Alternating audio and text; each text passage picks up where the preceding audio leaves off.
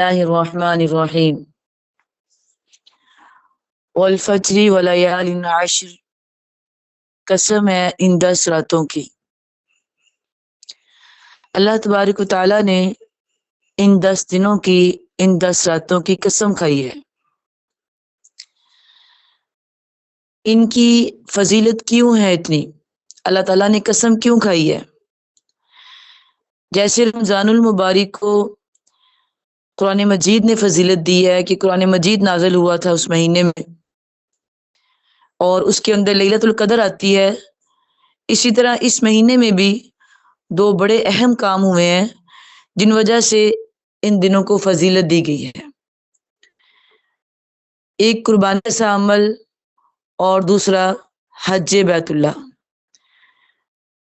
تو ان دنوں کو بہت زیادہ اللہ تعالیٰ نے فضیلت دی ہے۔ نبی کریم صلی اللہ علیہ وسلم کی حدیث ہے کہ پورے سال میں سے ان 10 دنوں کے عمل جو ہے وہ اللہ کے پسندیدہ عمل ہے، یعنی ان سے زیادہ کسی دنوں کے عمل اللہ کو پسند نہیں ہے۔ تو صحابی نے سوال کیا کہ اللہ کے نبی، کیا جہاد بھی نہیں؟ فرمایا جہاد بھی نہیں، ہاں اگر کوئی بندہ گیا ہے جان و مال کے ساتھ اور وہ واپس نہیں آیا، شہید ہو گیا، اس کا رتبہ ضرور زیادہ ہے۔ تو جب صحابہ کرام کو اس بات کا پتہ چلا تو انہوں نے اتنی زیادہ محنت شروع کر دی، ان دنوں میں اتنی عبادت کرنی شروع کر دی کہ بعض اوقات مشقت ان کے اوپر ہو جاتی، یعنی اتنی زیادہ وہ عبادت کرتے کہ ان کو مشکل ہو جاتی، لیکن عبادت نہیں چھوڑتے تھے۔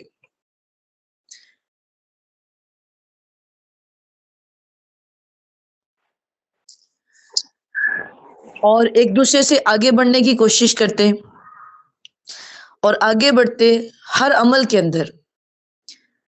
اور عمل کون سے ہم نے کرنے ہیں؟ یہ جو ہم روٹین وائز عمل کرتے ہیں یہ کافی نہیں ہے، بلکہ ہم نے ہر عمل میں آگے سے آگے بڑھنا ہے، زیادہ سے زیادہ عمل کرنے ہیں۔ سب سے پہلے تو آپ نے وہ چاند دیکھنا ہے تو دعا پڑھنی ہے، اللہم اہلہ علینا بالامن والی، اور کیا کہتے ہیں نیل وغیرہ تو آپ نے پہلے کاٹ لیے ہوں گے، سب کچھ کر لیا ہوگا، تو دعا پڑھنی ہے۔ اس دعا کا یہی مطلب ہے کہ اللہ تو اس چاند کا بھی رب ہے اور میرا بھی چاند رب ہے، اور مجھے امن میں رکھنا، اس مہینے کے اندر اپنی عبادت کرنے کی توفیق دینا۔ اور اس کے بعد جو ہے وہ تکبیرات، تحلیلات، زیادہ سے زیادہ اللہ اکبر، لا الہ، سبحان اللہ، الحمدللہ، یہ ساری عبادات جو ہے یہ زیادہ سے زیادہ کرنی ہے۔ اور ان سب کا جو مجموعہ ہے وہ ہے سبحان اللہ والحمدللہ ولا الہ الا اللہ واللہ اکبر ولا حول ولا قوۃ الا باللہ العلی العظیم۔ یہ بھی آپ زیادہ سے زیادہ پڑھیں، اور زیادہ سے زیادہ جو ہے وہ نوافل ادا کرنے ہیں، تہجد پڑھیں، اور اس کے علاوہ دن کے ٹائم میں نوافل ادا کریں۔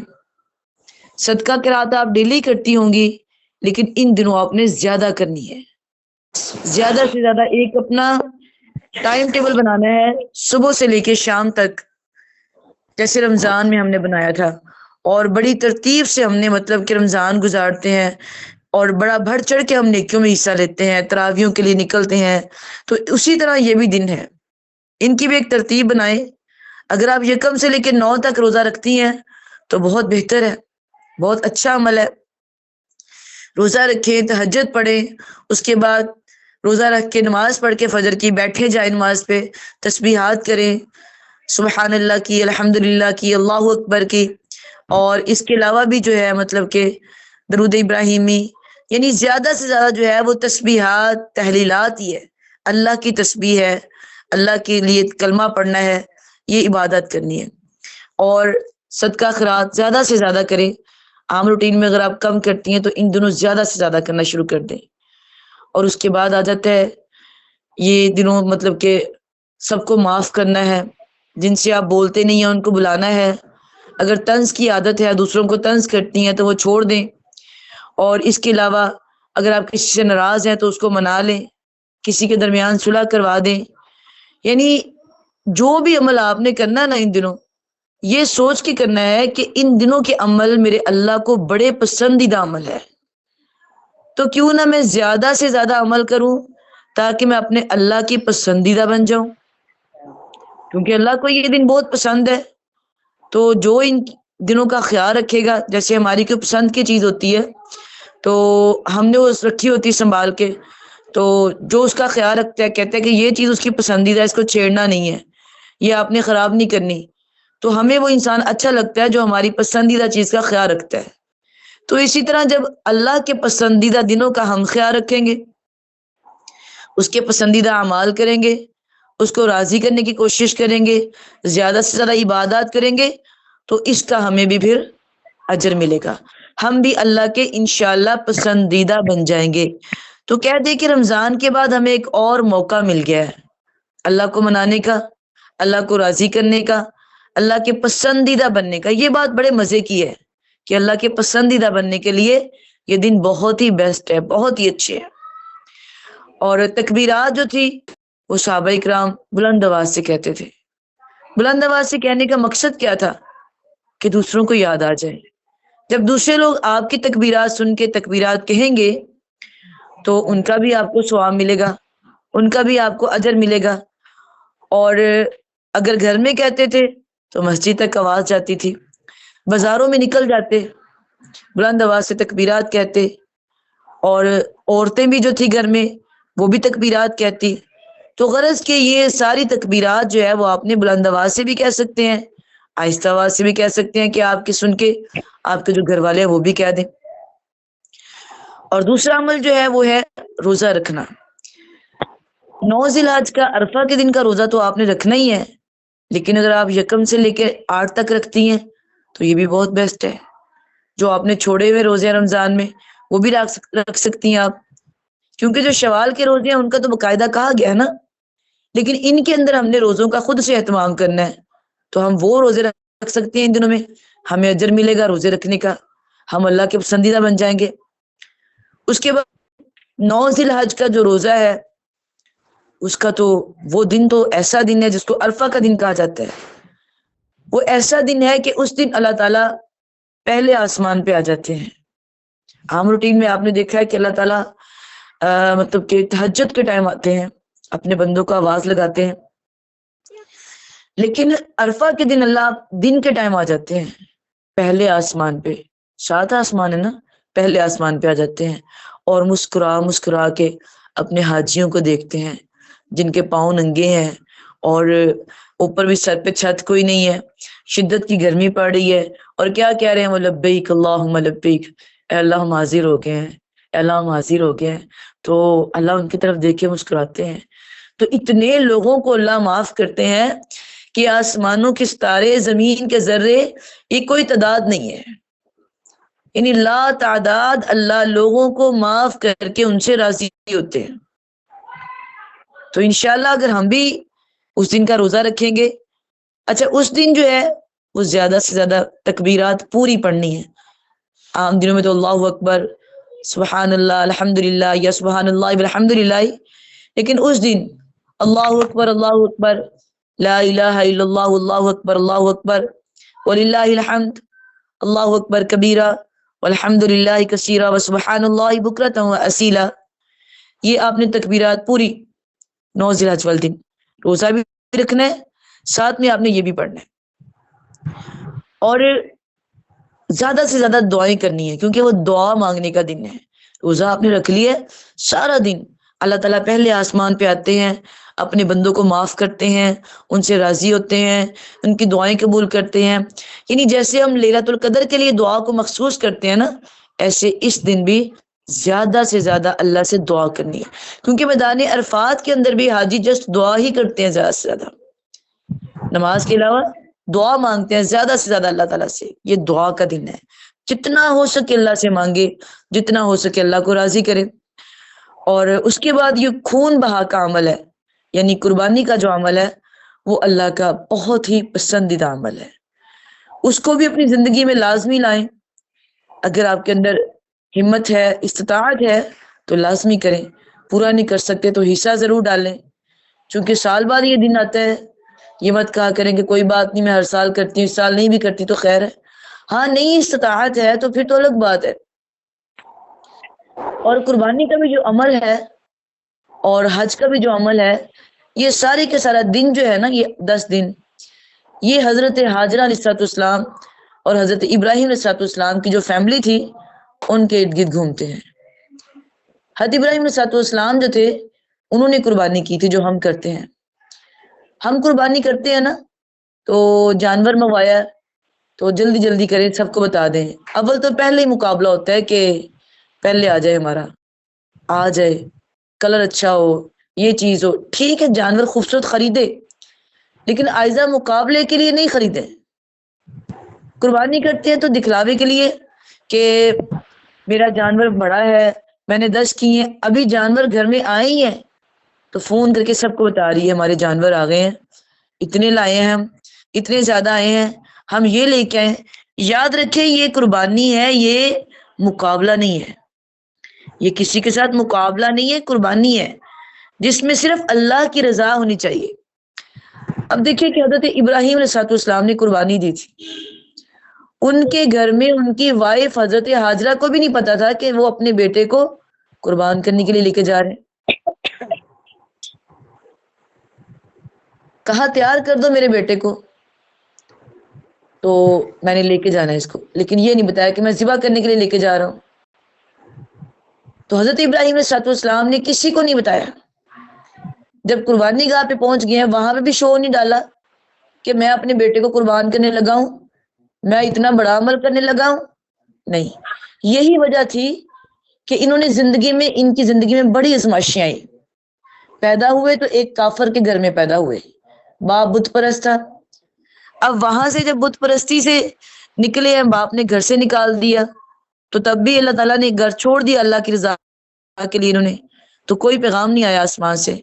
پھر بادشاہ نے آگ میں ڈال دیا تو اللہ نے کہا قلنا یا نار کونی بردا وسلام علی ابراہیم، اے آگ ٹھنڈی ہو جا۔ پھر کہا بیوی بچوں کو جنگل میں چھوڑاؤ، چھوڑنے کے لیے آگے وہاں چھوڑ کے چلے گئے جہاں پہ کوئی بھی نہیں تھا، لیکن آسمان سے کوئی پیغام نہیں آیا۔ ان کی بیوی ہاجرہ کیسے مطلب کہ وہاں پہ رہی ہے، ایک انسان بھی نہیں تھا وہاں پہ، پانی ختم ہو گیا، کھجوریں ختم ہو گئی، کبھی صفا پہ چڑھتی ہے کبھی مروہ پہ چڑھتی ہے۔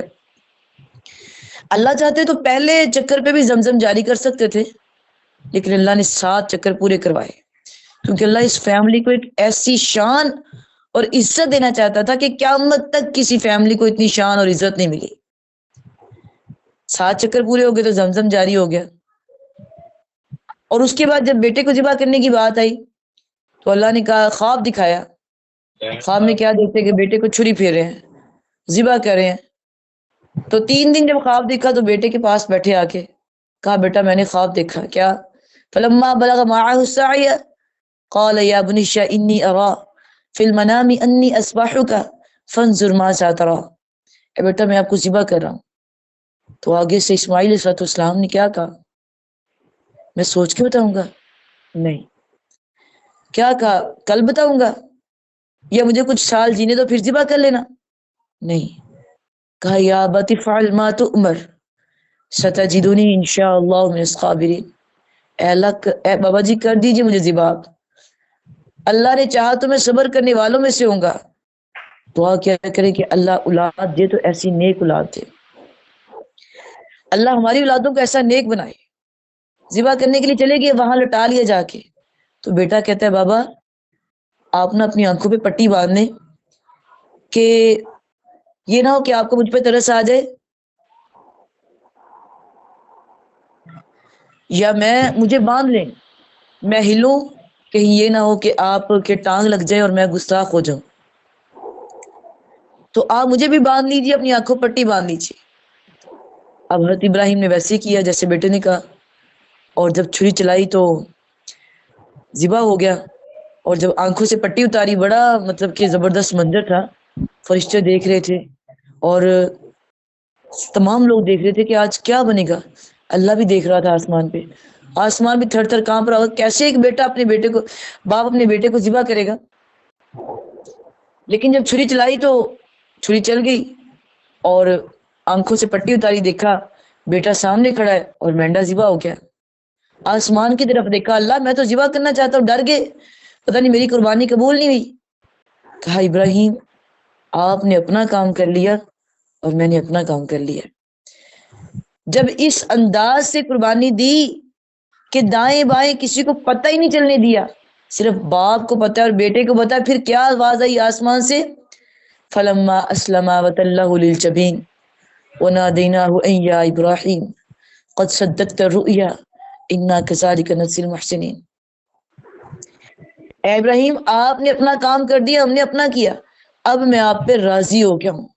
فلما اسلم آپ نے اپنے آپ کو متی کر لیا، آپ نے اپنا کام پورا کر دیا، آپ نیکیوں والوں میں سے بن گئے ہو، آپ کا اجر پکا ہو گیا ہے، آپ کی عزت بن گئی ہے، اب میرا آخری کام کیجئے، میرا گھر بنائیے۔ گھر بنایا۔ پھر اللہ نے کیا کہا، اے ابراہیم میں نے تجھے جہاں جہاں بلایا تو بھاگا آیا، ہر آزمائش پہ آپ پورا اترے ہو، اب مانگو آپ کیا مانگتے ہو، اب مانگو آپ کیا مانگتے ہو۔ اسی بات پہ اقبال تڑپا تھا کہ خودی کو کر بلند اتنا کہ ہر تقدیر سے پہلے خود خدا پوچھے بتا تیری رضا کیا ہے۔ جب ان ساری باتوں پہ پورے اترے پھر اللہ نے کہا مانگو کیا مانگتے ہو۔ پھر آپ نے اللہ سے آخری نبی مانگا، کہا وہ نبی میری اولاد میں سے کر دیجیے۔ اچھا اب جہاں پہ جو بات سمجھنے والی وہ کیا ہے کہ حضرت ابراہیم کے دو بیٹے ہیں، ایک اسحاق علیہ السلام اور ایک اسماعیل علیہ السلام۔ اسحاق علیہ السلام کی اولاد میں سے 1,24,000 پیغمبر آئے ہیں، لیکن وہ جو آخری نبی تھا وہ اسماعیل علیہ السلام کی اولاد میں سے کیوں آیا؟ کیونکہ انہوں نے اپنی جان کی قربانی اللہ کے ہاں پیش کر دی تھی، انہوں نے اپنی جان کی قربانی اللہ کے ہاں پیش کر دی تھی، وہ الگ بات ہے اللہ نے ان کو ذبح نہیں ہونے دیا، ان کو اسی نیکی کے عوض اللہ نے وہ آخری نبی ان کی اولاد میں سے پیدا کیا۔ چاہتے تو یہ بھی اسحاق میں سے پیدا کر سکتے تھے اللہ، لیکن ان کو اس چیز کا انعام دیا گیا کہ وہ آخری نبی جو نبیوں کا سردار، ان کو اسماعیل علیہ السلام کی اولاد میں سے پیدا کیا گیا۔ یعنی اس بات کا مقصد یہ ہے کہ اگر آپ قربانی جسٹ اللہ کی رضا کے لیے کرتی ہیں نا تو پھر اس کا اجر بہت بڑا ہے، پھر اس کا اجر وہ ایک ایک بال جتنے ہوں گے نا اس جانور کے اوپر، اس کے بدلے آپ کو نیکیاں ملیں گی، اور اس کے بدلے آپ کو نیکیاں ملیں گی۔ اللہ تعالیٰ خود قرآن میں کہتے ہیں لَن يَنَالَ اللَّهُ لُحُومُهَا وَلَا دِمَاؤُهَا وَلَٰكِن يَنَالُهُ التَّقْوَىٰ مِنكُمْ، کہ مجھے تمہارا گوشت اور خون نہیں پہنچتا، وہ تو تم خود استعمال کر لیتے ہو، مجھے تمہارا تقویٰ پہنچتا ہے۔ تو آپ نے اس بار نوٹ کرنا ہے جب جانور آپ کے گھر میں آتے ہیں کہ آپ کے دل میں تقویٰ ہے یا تڑپ اٹھتی ہے کہ جلدی اسٹیٹس لگاؤ سب کو پتا چل جائے یا سب کو بتا دو۔ اچھا مزے کی بات سنیں، جب حضرت حاجر علیہ السلام کے پاس شیطان گیا نا، کیونکہ ابراہیم نے تو بتایا ہی نہیں تھا کہ میں کہاں لے کے جا رہا ہوں، کہا تیرا بیٹا کہاں جا رہا ہے؟ کہتی کہ وہ اپنے بابا کے ساتھ سیر کے لیے جا رہا ہے۔ کہتا نہیں انسانی شکل میں گیا تھا۔ کہتا تیرا خامد نا تیرے بیٹے کو ذبح کرنے جا رہا ہے۔ تو کہتی کیا ہو گیا ہے، کبھی باپ بھی بیٹے کو ذبح کرتا ہے؟ کہتا یہی تو بات میں تجھے سمجھا رہا ہوں، لیکن تجھے یہ بھی پتا ہے کہ تیرا نبی تیرا جو خامد ہے وہ رب کا نبی ہے، وہ اس لیے اللہ نے اس کو کہا ہے۔ تو حضرت حاجرہ نے پتا کیا کہا، انہوں نے کہا یہ تو ایک بیٹا ہے، اگر اللہ مجھے 1000 بیٹے بھی دے تو میں اپنے رب کے راستے پہ قربان کر دوں۔ تو اگر وہ عورت ہو کے اپنے بیٹے کو قربان کرنے کے لیے تیار ہو گئی تو کیا ہم اپنی خواہشات قربان نہیں کر سکتے؟ سوچئے اس بات کو گہرائی میں جا کے، کیا ہم اپنی خواہشات کو قربانی کو لے کے بھی نا ہمارے گھروں میں جھگڑے ہوتے ہیں، یہ میرا ہے، یہ فلاں کا ہے، یہ ایسے ہے، یہ ایسے ہے۔ لہٰذا اس کو لے کے کوئی جھگڑا نہ کیا کریں، صرف اللہ کی رضا کے لیے قربانی کریں، اللہ کو راضی کرنے کے لیے قربانی کریں، جسٹ اللہ کو راضی کرنے کے لیے، اس کے علاوہ کوئی اس کے اندر بات نہیں ہے۔ یہ ان 10 دنوں کا بہت بڑا عمل ہے اس شخص کے بعد جس نے حج نہیں کیا۔ جو حج کے لیے گئے ہوئے ہیں وہ تو خوش نصیب ہے، وہ گئے ہیں اللہ ہمیں بھی لے جائے۔ آپ نے دیکھا ہوگا آج کل وہ ایک شخص بڑا وائرل ہو رہا ہے، تو کیا اس کے دل کی خواہش تھی حج کرنے کی، تو جہاز اس کے لیے 2 بار نیچے آیا۔ یہ کیا ہے اس کے اندر کہ جس کو اللہ تعالیٰ بلانا چاہے تو پھر بلا ہی لیتا ہے، چاہے کوئی بھی کام کر دے۔ تو دعا کریں کہ اللہ ہم سب کو حج بیت اللہ عطا فرمائے. ان دنوں جہاں پہ آپ نے نفل پڑھنے ہیں تڑپ اٹھ رہی ہے دل میں حاجیوں کو دیکھ دیکھ کے بڑا دل بے چین ہو رہا, دل کرتا جانے کو, تو زیادہ سے زیادہ یہ دعا پڑھیں ارینا مناسکنا وہ ارینا مناسکنا کہ اللہ اگر اس سال نہیں اگلے سال تو ہمیں ضرور اپنے گھر بلا لینا. تو زیادہ سے زیادہ یہ دعا بھی پڑھے نفلوں کے اندر, زیادہ سے زیادہ نوافل ادا کرے, زیادہ سے زیادہ اللہ کی عبادت کرے. غرض کے ان دنوں کو صحابہ یوں لیتے تھے جیسے رمضان کی آخری 10 راتوں کو لیتے تھے, جیسے ان میں کمر ہمت کس لیتے تھے ایسے ان دنوں میں بھی خود اللہ کے نبی صلی اللہ علیہ وسلم بھی ایسے ہی کرتے تھے, عبادت بہت زیادہ کرتے تھے, صحابہ کو مشورہ دیتے تھے, اور صحابہ اپنی بیویوں کہتے تھے تکبیرات تحلیلات, ایون کہ جیسے حاجی وہاں پہ حج کرنے کے لیے عبادت کر رہا ہے تو ہمیں بھی یہاں پہ کوشش کرنی چاہیے ویسے ہی عبادت کرنے کی. حج تو ہم یہاں نہیں کر سکتے لیکن ویسے ہی اللہ کو منانے کی, جیسے ہم سب کچھ چھوڑ چھاڑ کے حاجی حج کرتا ہے بس وہ اللہ کی عبادت ہی کرتا ہے, ویسے ہمیں بھی چاہیے اپنے کاموں کو بہت زیادہ ترک کر دیں, بہت زیادہ ترک کر دیں, اپنے کاموں کو بہت کم کر دیں, زیادہ وقت عبادات کو دیں. روٹین بنائیں کہ میں نے آج 10 نفل پڑھنے ہیں یا 20 پڑھنے ہیں, اور میں نے یہ اتنے سپارے پڑھنے ہیں قرآن مجید کے, اور میں نے کسی کو برا بلا نہیں کہنا, میں نے صلح بھی کرنی ہے. جو طنز کی عادت ہے, جو چغلی کی عادت ہے, جو غیبت کی عادت ہے, ان سب کو میں نے ترک کرنا ہے. آپ کے پاس بیٹھ کے کوئی آ کے غیبت کرتا ہے تو اس کو کہیں کہ غیبت نہ کرے, چغلی نہ کرے. ایکسٹرا ہم نے اپنے پاس سے کوئی عمل بنا کے عمل نہیں کرنا, وہی عمل کرنے ہیں جو کہ قرآن و حدیث نے ہمیں بتائے ہیں, جن کے اندر زیادہ سے زیادہ تحلیل یعنی لا الہ الا اللہ, تکبیر, اللہ اکبر, سبحان اللہ, الحمدللہ, یہی ملتا ہے. انہی کو زیادہ سے زیادہ کریں, قرآن مجید پڑھے, نوافل کرے, صدقہ ادا کرے, یہی عمال زیادہ سے زیادہ کرے. اللہ ہمیں عمل کی توفیق